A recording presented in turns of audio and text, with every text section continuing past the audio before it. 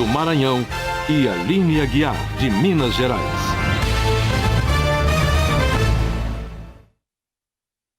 O Flamengo comemora neste sábado uma vitória histórica. Numa partida emocionante, cheia de lances dramáticos, o rubro-negro venceu de virada o River Plate da Argentina e conquistou o bicampeonato da Libertadores.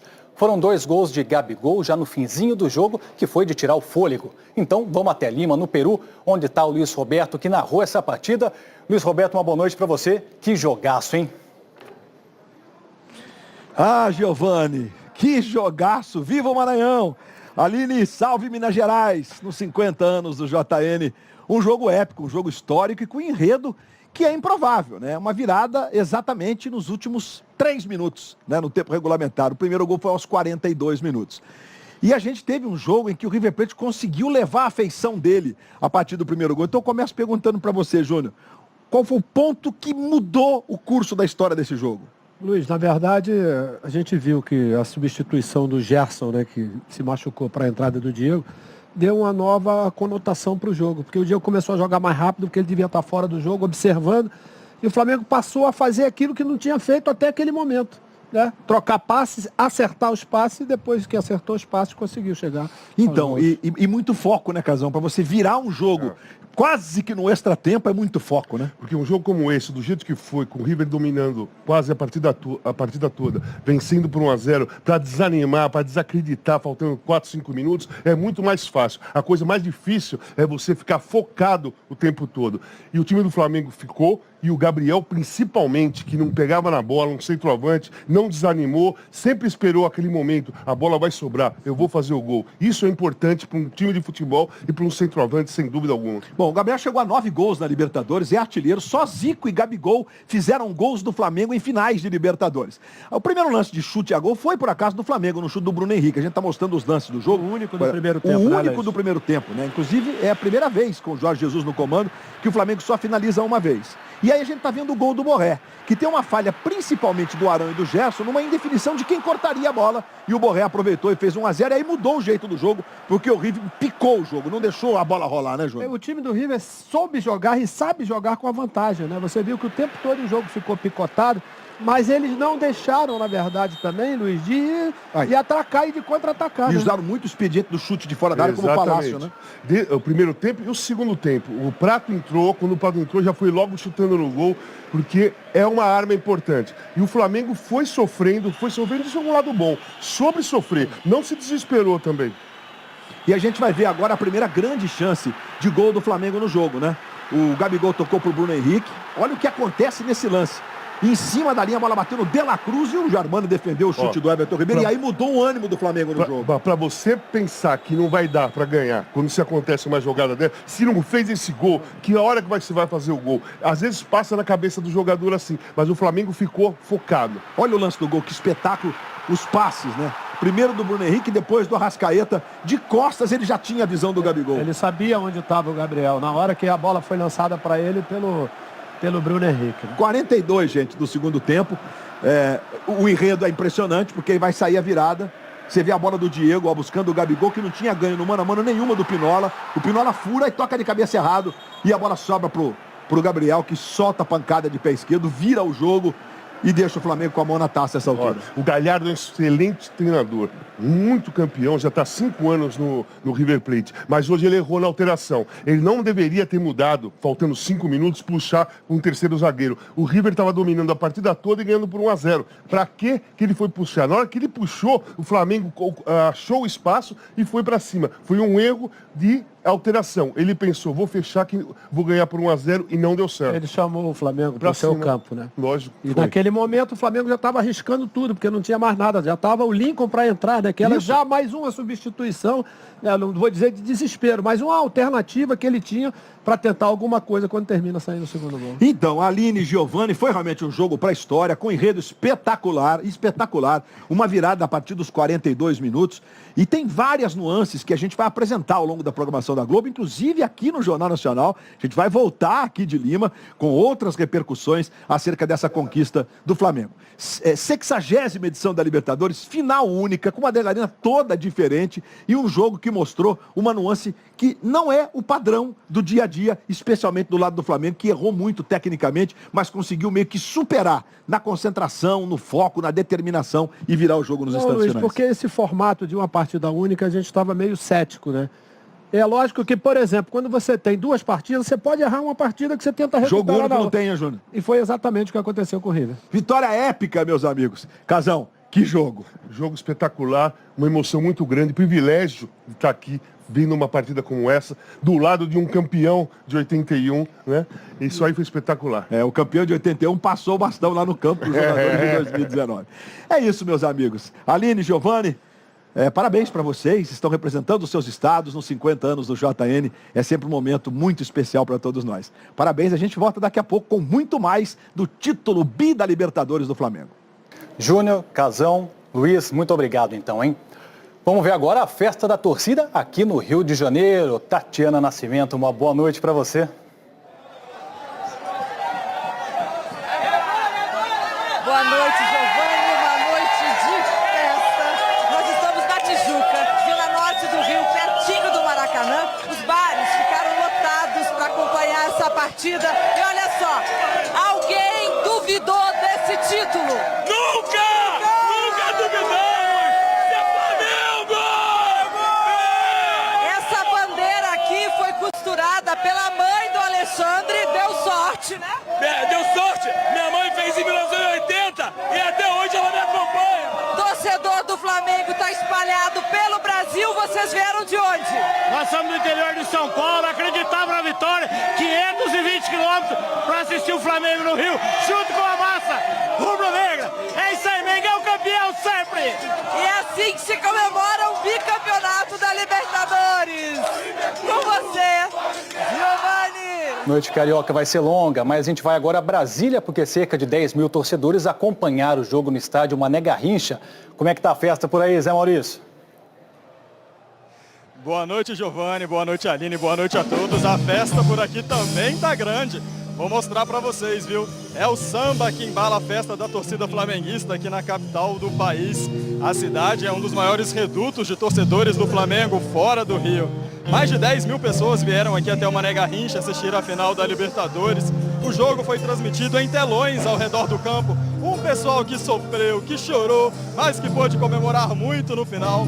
Com os 2 gols do Gabigol, aí o Mané Garrincha explodiu em festa. Agora esse show acontece aqui em uma área de eventos dentro do estádio. E olha, pela animação do pessoal, essa festa promete ir mesmo longe, viu? Aline e Giovani, parabéns aos torcedores do Flamengo de Minas Gerais, do estado do Maranhão, de Brasília, de todo o Brasil. É isso aí. E no Nordeste também tem comemoração. O repórter Caio Ricard está na Praia do Futuro.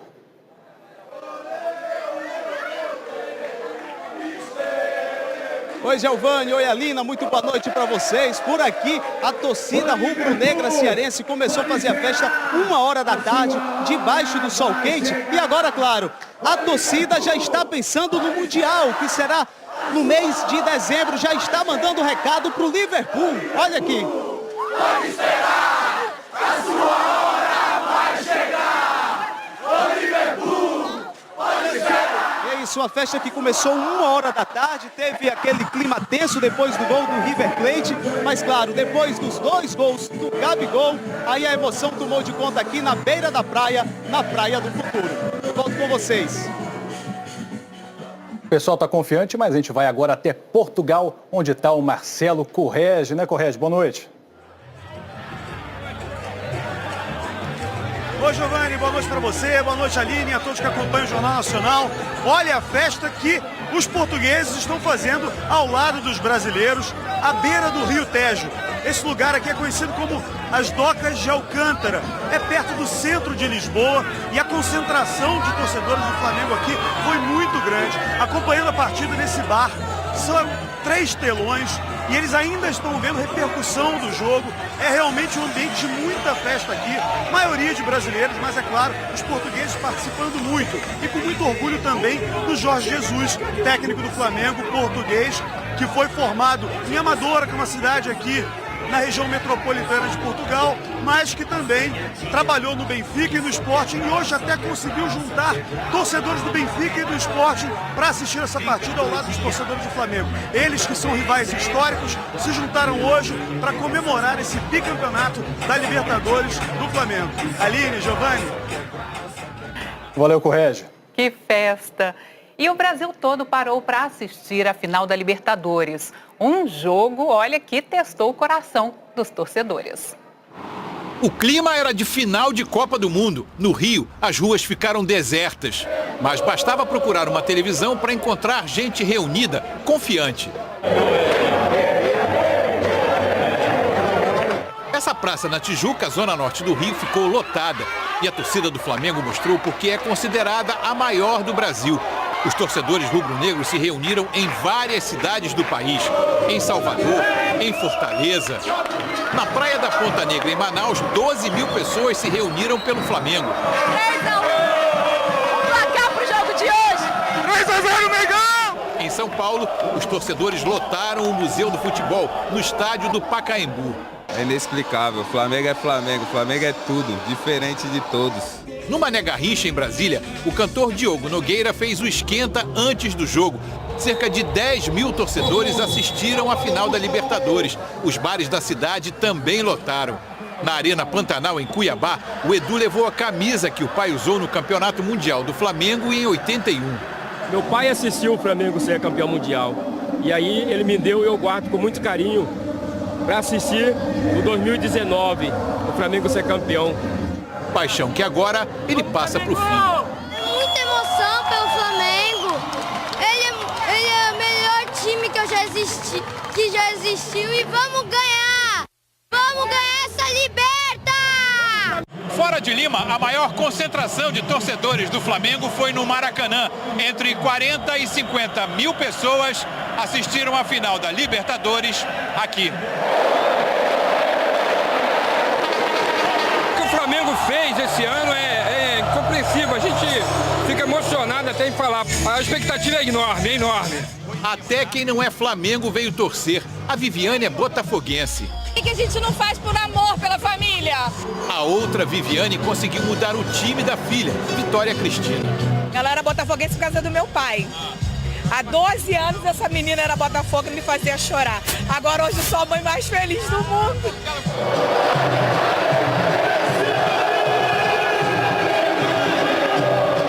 Você está emocionado?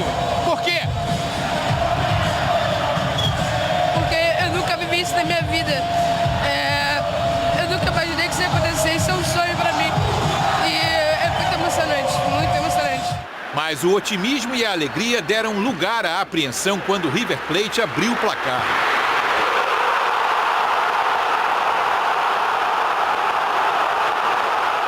Depois do primeiro gol o time acabou. Tem que acertar para o segundo tempo. E acertou, mas foi só no finzinho. Hoje teve gol do Gabigol. Aliás, um não, 2.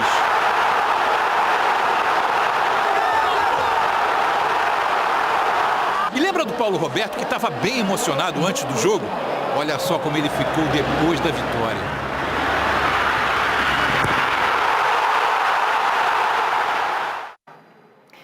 E a seguir, o Congresso da Bolívia aprova um projeto de lei para convocar novas eleições no país. E novas informações sobre a comemoração da vitória histórica do Flamengo na Libertadores. O Senado e a Câmara dos Deputados da Bolívia aprovaram por unanimidade um projeto de lei para convocar novas eleições. Agora esse projeto vai ser enviado para a sanção da presidente interina do país. O texto é resultado de um acordo entre o governo interino e o partido do ex-presidente Evo Morales. Prevê a anulação da última eleição de 20 de outubro e a nomeação de novos juízes do Tribunal Supremo Eleitoral, no prazo máximo de 20 dias, já que os antigos foram detidos por irregularidades na apuração dos votos. O novo TSE será responsável por convocar eleições 2 dias depois de tomar posse. A lei também prevê o limite de 2 mandatos presidenciais, o que, na prática, impede uma candidatura de Morales, que está no México. Representantes da ONU e da Organização dos Estados Americanos, da qual o Brasil faz parte, acompanharam a sessão no Senado com a missão de facilitar o diálogo entre os parlamentares. A Bolívia mergulhou no caos no mês passado, quando Evo Morales foi eleito em primeiro turno para um 4º mandato. A oposição denunciou fraudes na apuração e protestos contra Morales tomaram conta do país. Em 10 de novembro, uma auditoria da Organização dos Estados Americanos confirmou irregularidades graves no sistema de apuração. Pressionado por militares, Evo Morales renunciou. Renunciar a meu cargo de presidência. E pediu asilo ao governo do México. Diante da renúncia de todos que estavam na linha de sucessão da presidência, a senadora de oposição Jeanine Áñez se proclamou presidente interina do país. Começaram então os protestos diários de apoiadores de Morales, com bloqueios de estradas que provocaram uma crise de abastecimento de alimentos e combustível. Mais de 30 manifestantes morreram em um mês. Aqui no Brasil, cartórios eleitorais abriram neste sábado para o cadastro da biometria em várias cidades de Minas Gerais. O estado tem o menor percentual de eleitores cadastrados, segundo o Tribunal Superior Eleitoral. Em 259 municípios mineiros, a biometria será obrigatória na eleição do ano que vem. O eleitor dessas cidades que não fizer o cadastramento não poderá votar. A Polícia Federal prendeu hoje em Salvador o juiz Sérgio Humberto Sampaio. Segundo as investigações, ele é suspeito de participar de um esquema de venda de sentenças e de grilagem de terras. O juiz e outros 5 magistrados do Tribunal de Justiça da Bahia já tinham sido afastados do cargo por 90 dias. A defesa declarou que o juiz não fez nada de ilícito e que vai entrar com recurso no Superior Tribunal de Justiça. Amanhã, quase 130 mil estudantes vão participar do vestibular da USP, um dos mais concorridos do país. Quando o professor de Química dá este tipo de conselho... Nada de estudar, hoje relaxe. É porque sabe que depois de tanto estudo, a ansiedade vira a pior inimiga dessa multidão. Por isso, brincar com o desafio pode ser o melhor remédio. Agora é o momento realmente de relaxar e ficar tranquilo com a mente para conseguir fazer uma boa prova. Hoje eu só vou descansar, tomar sorvete e ficar tranquila em casa com os amigos. E ali mesmo no cursinho, os professores se transformaram em músicos. Um sucesso. Em pleno sábado, olha só como está essa sala de aula. Não tem uma cadeira vazia. Todo mundo aproveitando os momentos finais para fazer a revisão para essa primeira fase da FUVEST. São as últimas horas para se preparar para o vestibular mais concorrido do país. Eu acredito que dá para descontrair um pouco, ficar menos nervosa também, para você ver que tem muita gente na mesma situação que você. São quase 130 mil estudantes na disputa por 11.100 vagas na USP, a universidade com melhor avaliação do país. O curso mais concorrido é o de Medicina, que Elias escolheu. Ele trabalha, estuda em escola pública e ainda faz cursinho. É uma luta que vale a pena, sim, e eu já me imagino lá na USP. Desafio que os professores acompanham ano a ano, como se fosse o primeiro. Eles vão embora para a faculdade, mas muito da lembrança deles fica com a gente para sempre.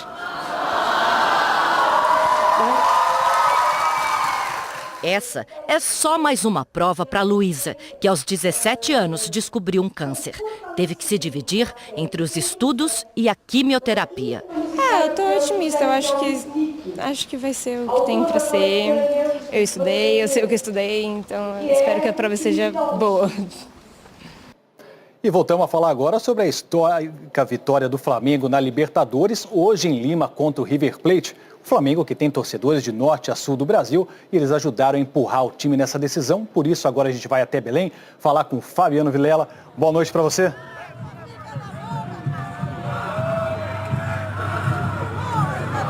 Olá, boa noite a todos. A gente está aqui na Avenida Visconde de Souza Franco, na região central de Belém, que é um tradicional ponto de comemoração dos torcedores. E olha só a festa da torcida rubro-negra aqui na Avenida. Muito Muitos vieram do Mangueirão, onde também acompanharam a partida. E Belém é uma cidade apaixonada por futebol. São milhões de torcedores do Remo e do Paysandu e muitos deles também têm o Flamengo como time de coração e estão aqui juntos, sem rivalidade, comemorando essa virada histórica do rubro-negro. Eu volto com vocês, Aline, Giovanni. Noite carioca vai ser longa, por isso que a gente volta agora até o Rio de Janeiro, dessa vez com o Fábio Júdice, que está lá no Maracanã. Né, Fábio?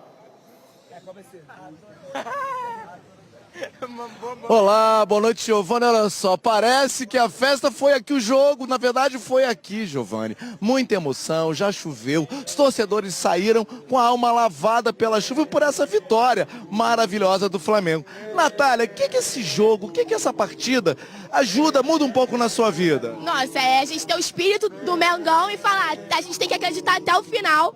Porque é isso, agora é cabeça no Mundial, amanhã campeão do Brasileiro, é isso, galera, Mengão é isso. Na sua opinião, por que o Mengão chegou lá, por que ele conseguiu conquistar, Ramon? Como minha amiga aqui já falou, a gente nunca pode desistir, nós flamenguistas temos que acreditar até o último minuto.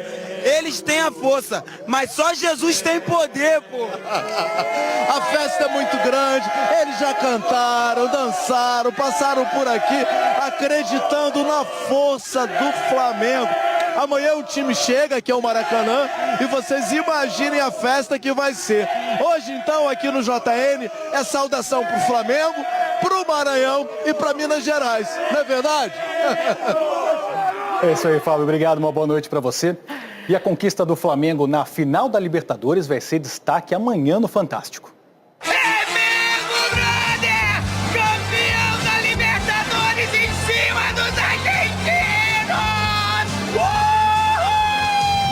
Uhul! Os bastidores da conquista do título, a volta dos jogadores para casa, a festa da torcida. É Flamengo campeão no Fantástico. Achamos em Dubai um foragido da justiça brasileira. Por lá ele virou cantor e leva a vida de milionário. Eu amo essa conexão Dubai do Brasil. Mas aqui no Brasil é acusado de dar golpe em milhares de pessoas. Chegou a perder quanto? Eu perdi em torno de 20 mil reais. Os bastidores da prisão de Dario Messer. E você vai ter acesso a um conteúdo exclusivo que revela detalhes da prisão de um dos maiores doleiros do mundo. Ele vacilou bem na hora de comprar um cachorrinho. Me explica uma coisa, esse é um cachorro fácil? E uma cobertura especial sobre a morte de Gugu Liberato. Essa casa aqui fica no mesmo condomínio, é vizinha da casa do Gugu. Aqui a gente consegue ter uma ideia da altura que o apresentador caiu. O Fantástico veio até Alphaville, em São Paulo, para conversar com colegas, com amigos do apresentador. Pessoas que conheciam não só o Gugu, mas o Augusto Liberato. É homenagem, é fantástico, é logo depois do Faustão. Nosso domingo juntos. A seguir, as últimas informações da morte de Gugu Liberato. Você vai ver os depoimentos de amigos, colegas de profissão e artistas sobre a importância do apresentador para a TV brasileira. A gente fala agora da morte do apresentador Gugu Liberato. Gugu tinha 60 anos e morreu depois de um acidente na casa dele, no estado americano da Flórida. Então nós vamos falar com o correspondente Felipe Santana, que está em Orlando e tem as informações do velório. Felipe, boa noite. Aline, Giovanni, a gente está aqui na frente do hospital, onde hoje os médicos trabalharam nos procedimentos para a doação dos órgãos de Gugu. Era um desejo dele, que a família atendeu. De acordo com a lei americana, só depois desses procedimentos é que pode ser emitido um atestado de óbito. Esse documento é necessário para a repatriação do corpo de Gugu ao Brasil. A família está trabalhando nessa documentação e acredita que o traslado poderá ser feito na quarta ou na quinta-feira. Aí ele vai ser velado na Assembleia Legislativa de São Paulo, numa cerimônia que pelo menos em parte será aberta ao público, e depois sepultado no cemitério Getsemane, no Morumbi, no jazigo da família. A morte do Gugu foi anunciada ontem, às 9h06 da noite, pelo horário de Brasília, numa nota da assessoria de imprensa assinada pela família. O acidente foi na quarta-feira, na casa do Gugu, aqui na Flórida, que fica num condomínio fechado. Veja mais na reportagem. Gugu estava com o filho João Augusto, de 18 anos, as filhas gêmeas Marina e Sofia, de 15 anos, e com a companheira Rose Miriam de Mateu. Gugu morava nesse condomínio em Windermere, muito perto da cidade de Orlando, no estado da Flórida. Ficava um tempo no Brasil e um tempo aqui nos Estados Unidos. Mas aqui conseguia viver uma vida de quase total anonimato. O americano diz que não sabia que ali morava um famoso artista brasileiro. E o Caio, mesmo sendo brasileiro, também não fazia ideia. Sabia sim outros brasileiros por aí, mas não sabia que ele estava aí não. Essas são fotos da casa de Gugu publicadas em um site de imóveis. Na quarta-feira à noite, ele tinha acabado de chegar de uma viagem à Ásia. Segundo relatos da assessoria do apresentador, ele subiu no forro da casa para tentar trocar o filtro do ar-condicionado. Acabou pisando numa parte do forro feita de gesso, que cedeu. Gugu teve uma queda de aproximadamente 4 metros de altura na sala de casa. O filho de Gugu ligou para o serviço de emergência, que chegou rapidamente. A gente está refazendo agora o trajeto do serviço de emergência.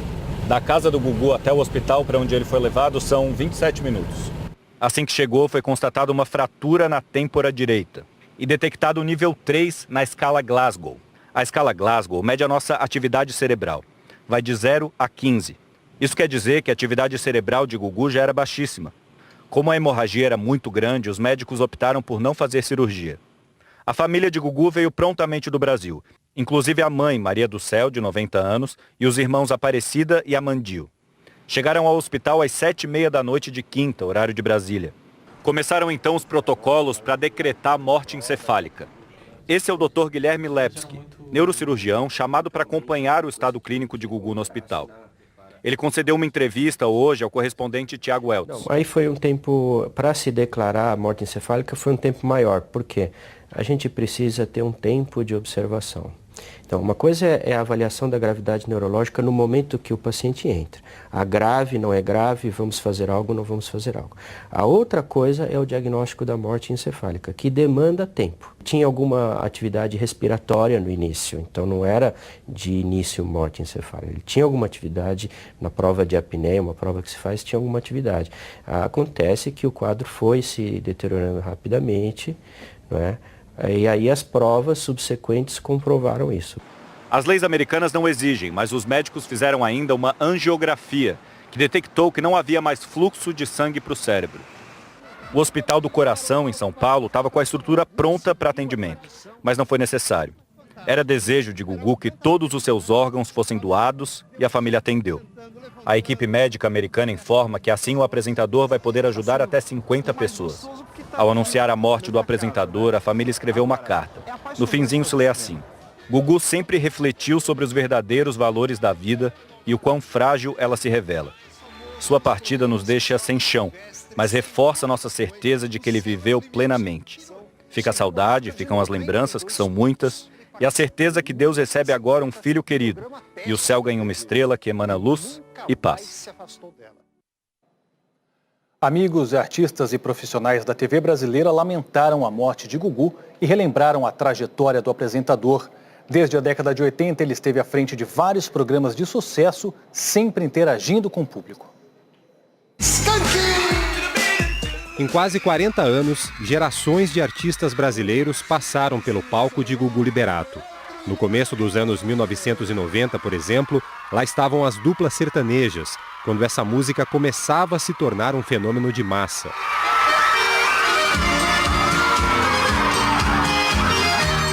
Para nós do mundo da música sertaneja, foi um baque muito grande. Porque o Gugu, ele sempre ajudou muita gente. Eu conheci muito bem o Gugu, o Augusto Liberato. O coração dele maior do que ele, né? Ele sempre foi um cara muito querido por todos nós, artistas, por todos nós brasileiros, porque é um baita de um apresentador. Eu tenho muita honra de poder dizer que a história musical de Zezé de Camargo e Luciano tem o Gugu contribuindo. Com muito sentimento que eu falo aqui, desse cara, esse cara que já está fazendo falta em nossas vidas, Gugu Liberato. Descanse em paz. Os anos passaram e o palco do Gugu continuou aberto ao sertanejo, um novo sertanejo. Ele me tratou sempre com muito carinho. Quando eu estava no começo da minha carreira, foi um cara que me apoiou muito. me deu muita força. Então, com certeza, um cara que vai deixar saudade. Um cara que encantou gerações. Descansa em paz, Gugu. Muito obrigado por tudo. Os Titãs postaram um vídeo de 1997, quando eles receberam de Gugu o disco de platina, um troféu pela venda de discos. 250 mil discos vendidos. A banda também escreveu: grande comunicador, nossos sentimentos à família, amigos e fãs. A sambista Alcione escreveu numa rede social: perdemos mais um grande comunicador, um grande incentivador da arte popular brasileira. A música perde um dos seus grandes divulgadores. Descanse em paz, Gugu. E Daniela Mercury ainda não era Daniela Mercury quando foi ao programa dele. A primeira vez, em 1991, quando eu ainda não era conhecida, eu pedi a produção dele para me apresentar com o Swing da Cor. E eles me deram a chance. E Gugu adorou meu trabalho e a partir dali me convidou para todos os programas. Eu fiquei com essa relação de amizade, de carinho, né? De tentar agradecer sempre pela oportunidade que ele me deu lá no começo da vida.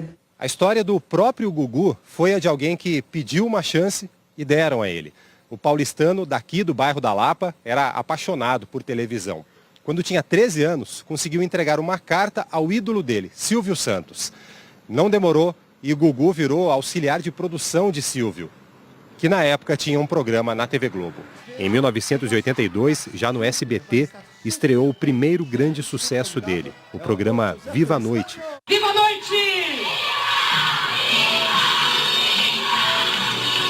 O apresentador esteve à frente de vários outros programas de auditório, como Cidade contra Cidade E a cidade de Rio Claro!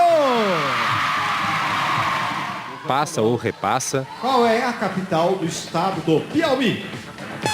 Teresina. Certa resposta, Teresina. E Domingo Legal. Domingo! Sou muito grata mesmo pela generosidade dele, sabe? De querer dividir o palco comigo, de criar quadros para que eu participasse, aparecesse mais. Como ele era generoso. Aprendi muito com o Gugu. Eu particularmente estava morrendo de saudade de vocês. Em 2009, Gugu Liberato trocou o SBT pela TV Record. Marcelo é o diretor do programa que Gugu estava apresentando atualmente. Um lugar comum de todo mundo falar o quanto ele era generoso assim, com as pessoas. Profissionalmente, ele é muito generoso. Enfim, ele está presente na vida de muita gente durante muito tempo, nas casas de muita gente.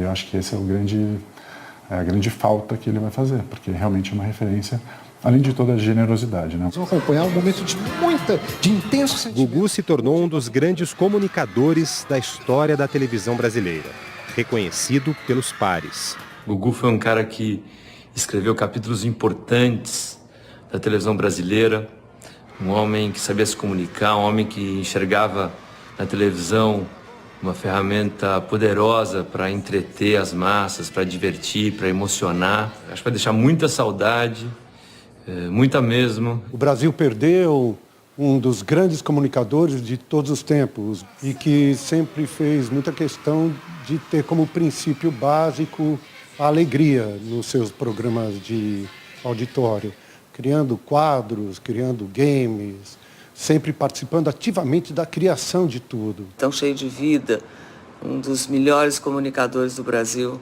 partir tão inesperadamente.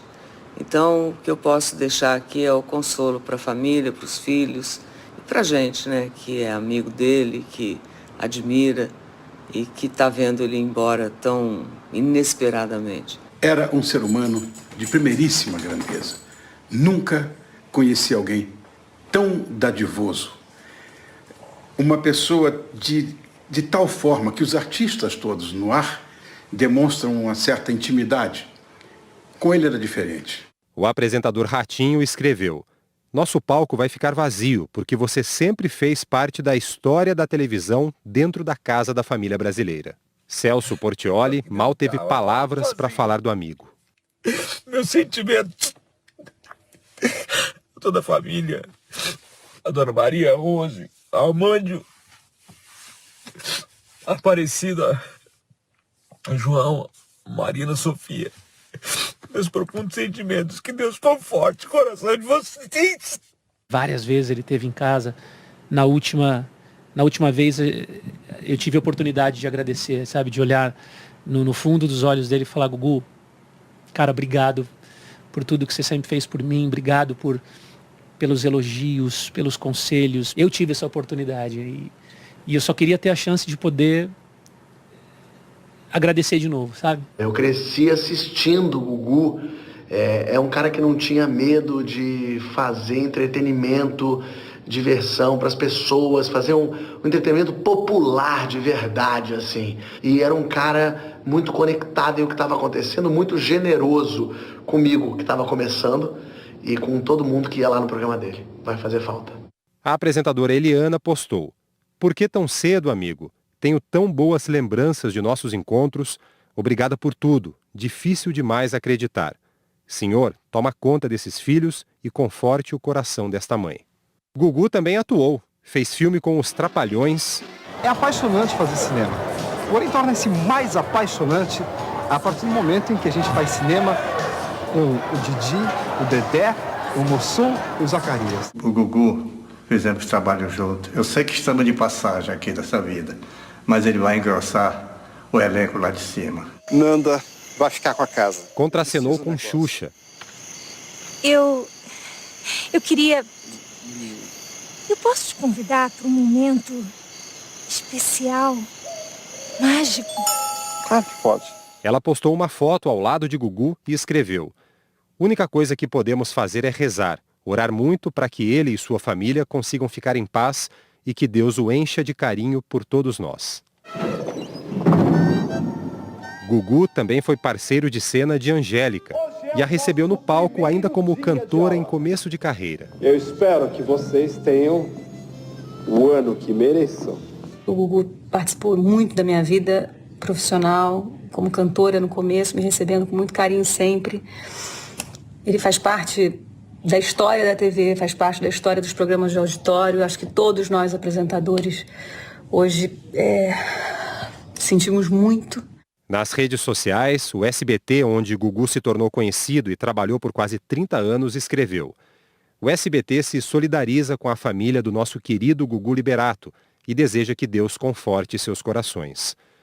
A Record, onde ele trabalhava atualmente, divulgou uma nota em que afirma: "A Record TV teve a honra de contar com o talento de Gugu Liberato na sua programação ao longo de 10 anos. Na tela da emissora, ele levou ao público diversão, humor, grandes entrevistas e muita emoção. Profissional versátil, transitou em diversos gêneros com uma desenvoltura ímpar, realmente única na televisão brasileira." A Globo postou esta mensagem: "Com o nosso carinho aos amigos e à família de Gugu, um talento que vai deixar saudades nos apaixonados pela televisão."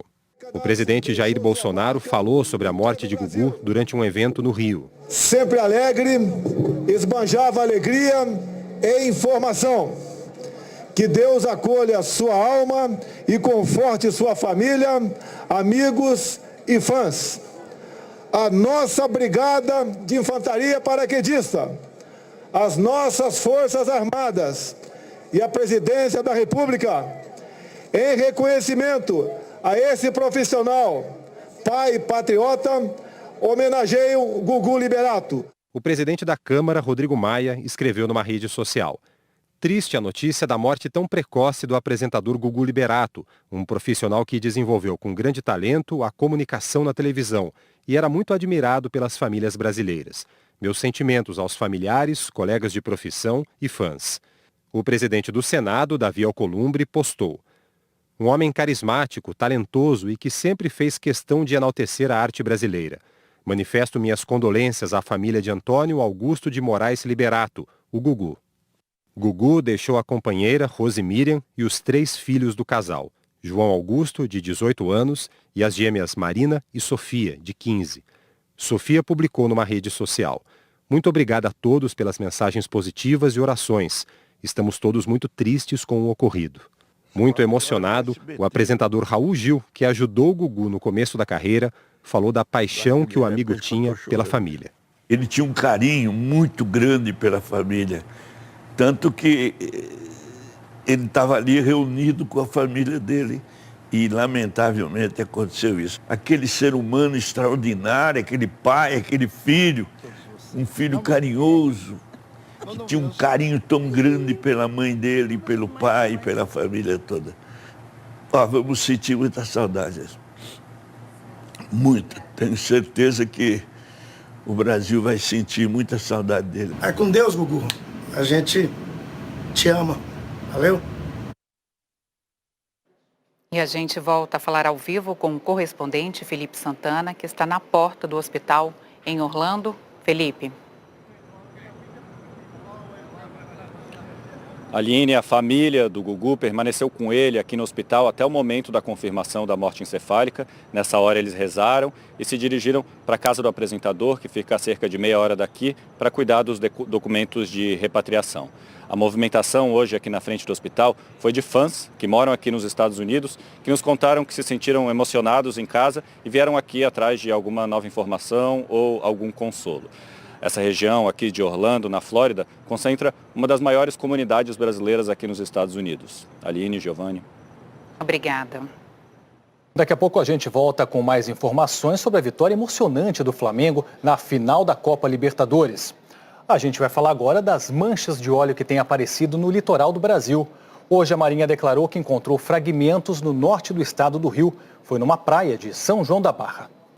A quantidade de óleo retirada do mar, por enquanto, é pequena, em torno de 300 gramas. Mas a preocupação é grande, já que a praia de Gruçaí, na cidade de São João da Barra, no norte fluminense, fica perto da Costa do Sol, uma importante região turística do estado.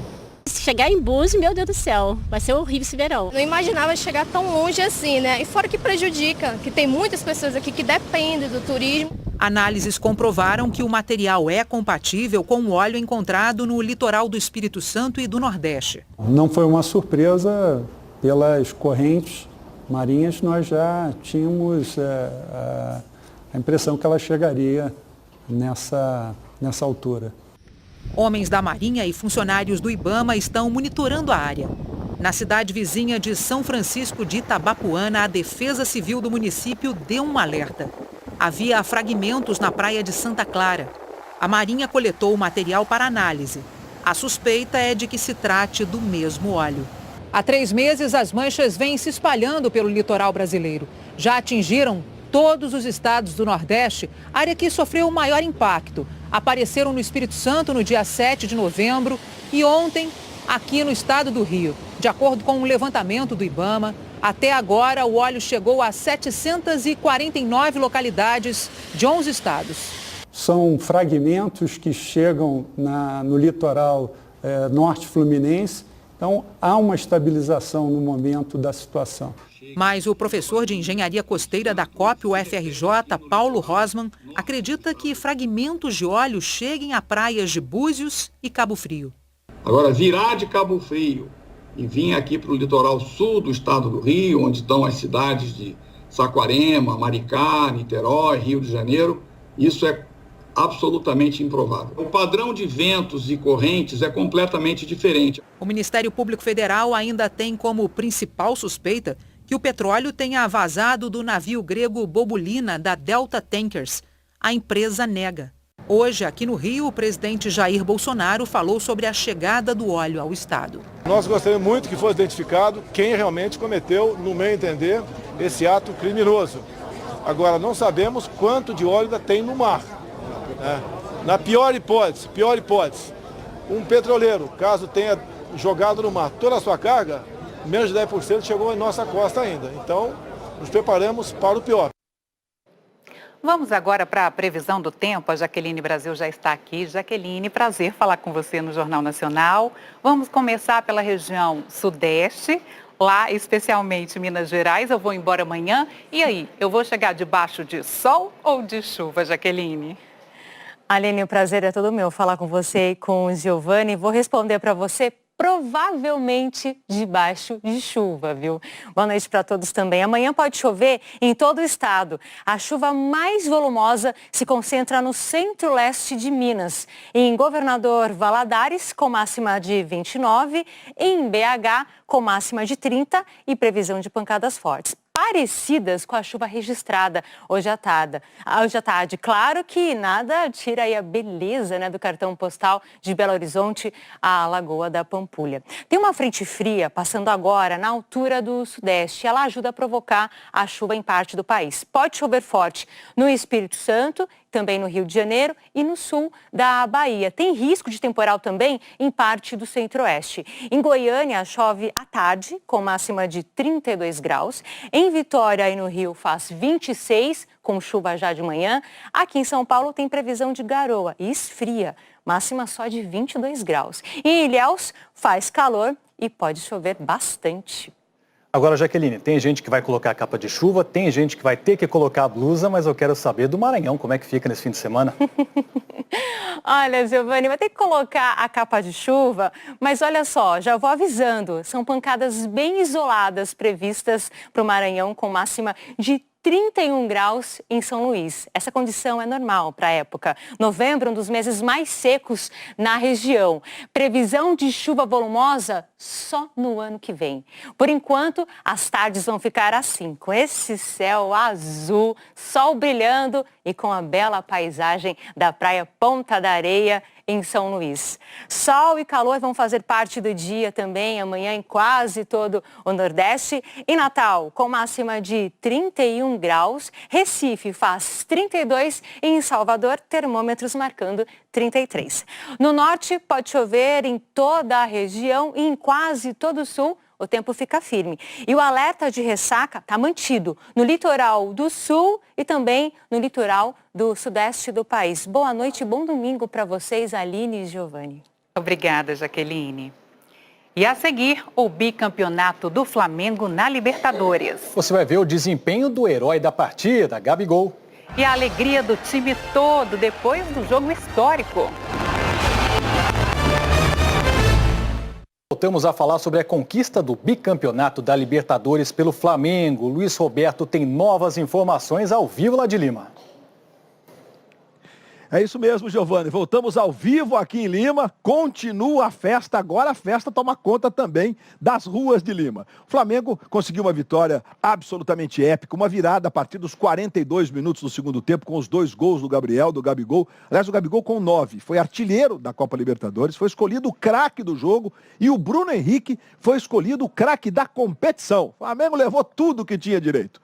Agora a gente vai acompanhar um pouco mais de como foi esta vitória épica, esse jogo histórico, na reportagem do André Galindo. Hoje foi ele quem mandou o recado para a torcida. Confiem nessa camisa, porque o dono dela é capaz de mudar o curso da história em 3 minutos. Gabigol, o herói de uma conquista épica. O Flamengo perdia por 1-0 até os 43 minutos do segundo tempo. Mas esse time tem um lema. A gente adotou uma frase que todos vão lembrar: até o fim. E o Flamengo lutou até o fim para conseguir uma virada inesquecível. Estádio Monumental em Lima, vazio. Estádio Monumental em Lima, repleto de esperança. Na entrada em campo, os jogadores de Flamengo e de River estavam concentrados. Todos caminhavam com o foco no campo, menos um. Ele sabia muito bem qual era a prioridade do dia. Na primeira final de Libertadores em jogo único, cada lance era disputado de forma dura. O River Plate marcava forte e não dava espaços para o Flamengo. Até que Pérez lançou para o Nacho Fernandes, que se esticou todo para dar o passe. Na indecisão de William Arão e Gerson, a bola chegou a Borré. River 1-0. O do River! As melhores chances eram do time argentino, que defendia o título do torneio. O Flamengo só conseguiu chutar na direção do gol no segundo tempo. E quando o Bruno Henrique conseguiu espaço para a arrancada e serviu o Gabigol, De La Cruz salvou. No rebote, Armani defendeu o chute de Everton Ribeiro. Defendeu Armani! O River conseguiu segurar o 1-0 até os 43. Mas para o Flamengo, nada é impossível. Bruno Henrique encontrou um passe que rasgou a defesa. Arrascaeta tocou de primeira e Gabigol fez o que sabe tão bem.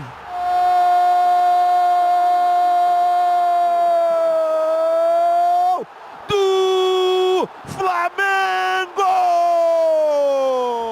E ainda não era tudo. Aos 46, Diego lançou, Pinola falhou e o artilheiro encheu o pé. Gabigol! Gol do Flamengo! Tem que beijar, olhar, acarinhar. Afinal, foram 38 longos anos de espera até a reconquista da América. Quantas gerações de rubro-negros não passaram para reviver este momento? É um momento histórico, muito bom estar aqui do lado de vocês, que fizeram história do Flamengo. E agora a gente está junto, que eu também fiz história. Então, só quero agradecer muito a Deus e convocar amanhã todo mundo do Rio de Janeiro, porque acabou o Rio é nosso. A América voltou a ter seu dono. A nação de dezenas de milhões voltou a festejar. O campeão voltou. O Flamengo conquista a América!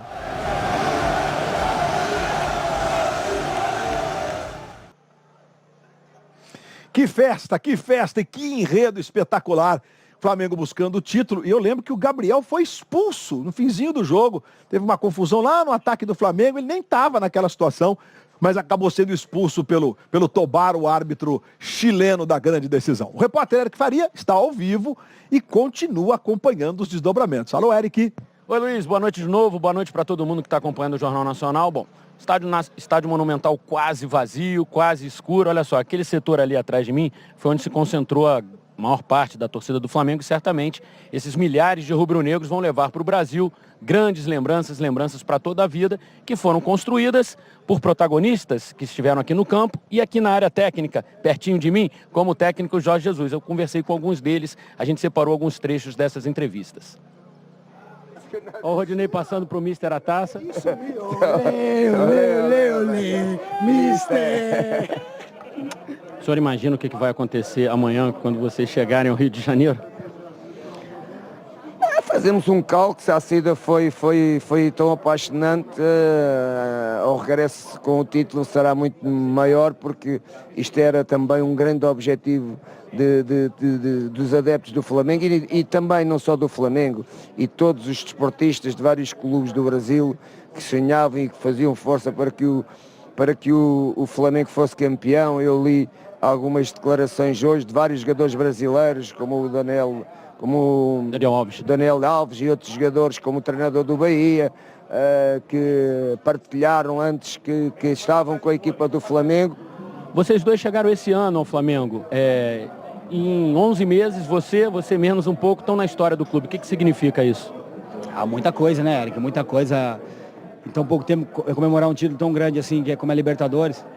A gente sabia que tinha essa possibilidade, mas sabia que era muito difícil, né, cara? Foram aí algumas decisões aí contra o Emelec, contra o Inter, contra o Grêmio. E pegar uma final com um time, né, tão experiente como é o River. É legal, cara. Legal porque isso aí, né? Hoje a gente está comemorando aqui, mas a gente sabe a grandeza desse título. Isso é bom que vai ficar marcado aí pro resto das nossas vidas. Legal mesmo, a gente merecia isso. Você sonhou com um dia como esse, Bruno? Cara, todo jogador sonha com um dia como esse, né? Comigo, com o clube, né? Todos os jogadores não é diferente. Como eu falei, desde o primeiro jogo, né? O Rafinha não estava ainda, mas desde o primeiro jogo, a dificuldade de jogar lá em Oruro, a altitude muito alta, e a gente conseguiu o primeiro 3 pontos, né? A primeira vitória na Libertadores. E hoje podendo estar aqui, comemorar esse título, não tem preço. Sem dúvida nenhuma vai ficar marcado na minha memória para sempre. Um jogo histórico, um jogo onde a gente não se entregou em nenhum momento. A gente sabia da dificuldade do jogo contra uma grande equipe.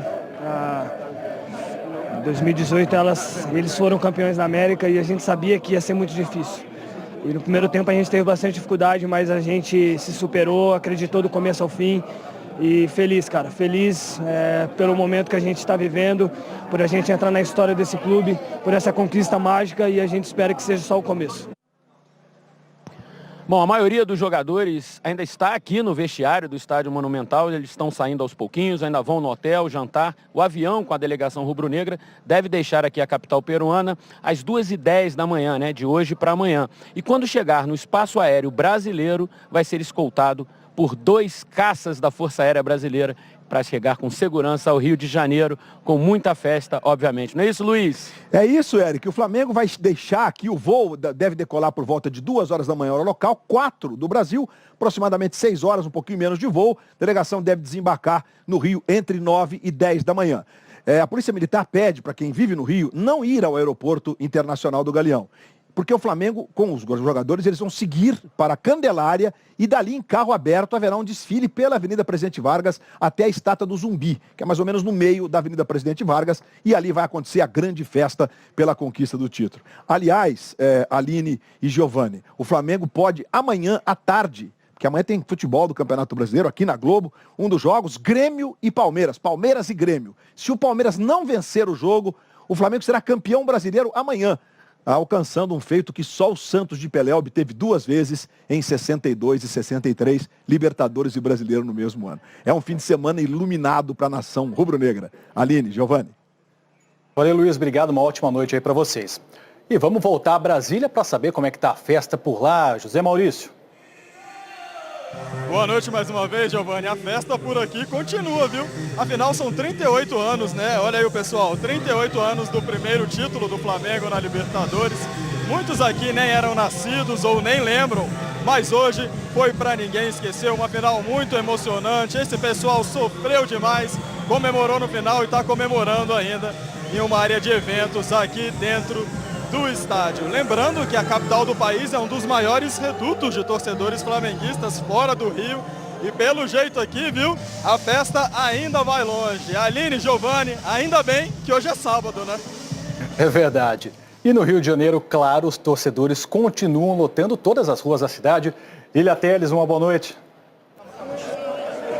Atenção, galera. Oi, boa noite para todo mundo. Eu falo aqui do Leblon, um desses lugares da cidade com uma das maiores concentrações de flamenguistas por metro quadrado. É isso aí, tô no meio da festa. A quem ainda não é flamenguista entrou nessa festa, bares fechados, ruas aqui também completamente lotadas. Deixa eu passar pra cá que não tá dando. Essa festa aqui tem super produção porque tem coreografia, tem música, tem... Esse pessoal todo, tem Gabigol que eles trouxeram pra cá também. Olha só. Eu vou deixar vocês então com um pedaço dessa festa. Olha aí, a devoção desse povo.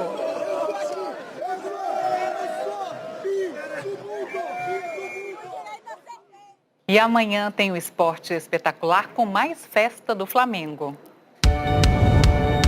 Olá, boa noite. Olá, boa noite. Amanhã o Esporte Espetacular vai mostrar ao vivo a chegada do Flamengo ao Rio de Janeiro. Vamos acompanhar a carreata dos campeões da Libertadores e toda a festa na cidade. Viajamos com a torcida de ônibus até Lima. Como foi a aventura na estrada? E a comemoração na capital peruana. A trajetória de 4 rubro-negros que viram de perto a final de 81 e foram de novo ver mais um título. Tem também Brasileirão, a briga pela Libertadores do ano que vem, cada vez mais acirrada.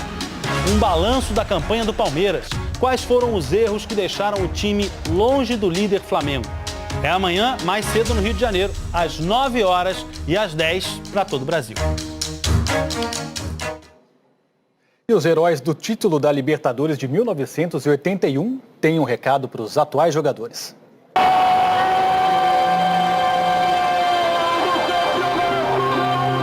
Sejam bem-vindos à galeria dos grandes campeões rubro-negros.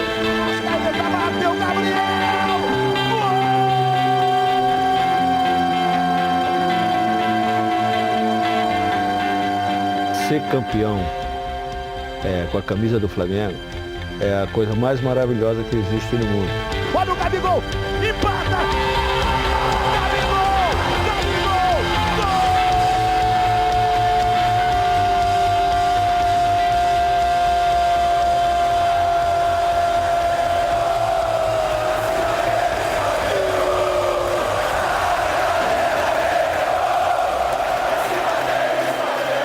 Esses jogadores eles não têm dimensão do que vai acontecer com eles.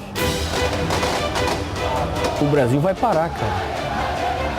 Eles vão ter um recebimento, quando eles chegarem no Rio de Janeiro, que eles nunca vão imaginar que um dia isso fosse acontecer. Esse é um manto sagrado, né? É um manto muito forte que tem um peso, talvez, de uma camisa de uma seleção brasileira. O grito que está aprisionado.